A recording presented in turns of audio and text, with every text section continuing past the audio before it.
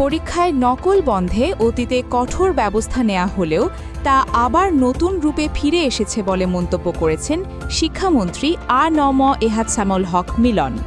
তিনি বলেন, একসময় নকলের ৪০ দাফন কাফন সম্পন্ন করা হয়েছিল, কিন্তু এটি পুনরায় নতুন আঙ্গিকে ফিরে আসবে এমন ধারণা তার ছিল না। বর্তমানে নকলের ধরন পরিবর্তিত হয়ে ডিজিটাল রূপ নিয়েছে।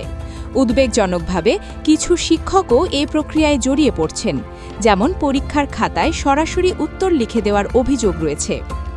রোববার ১২ এপ্রিল ঢাকা অঞ্চলের আওতাধীন কেন্দ্র সচিবদের সঙ্গে মতবিনিময় সভায় তিনি কথা বলেন।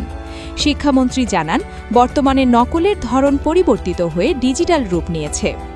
তিনি অতীতের উদাহরণ টেনে বলেন, আগে শিক্ষার্থীরা শিক্ষকদের সামনে নকল করার সাহস পেত না।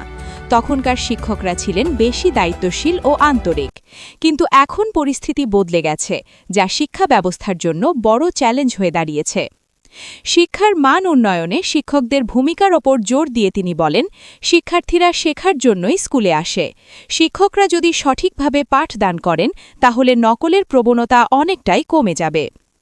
শিক্ষামন্ত্রী আরও বলেন, বর্তমানে অভিভাবকদের মধ্যে প্রাইভেট টিউটর ও কোচিং নির্ভরতা বেড়ে গেছে। একাধিক শিক্ষক ও কোচিংয়ের ওপর নির্ভরতা শিক্ষা ব্যবস্থার দুর্বলতাকেই তুলে ধরে।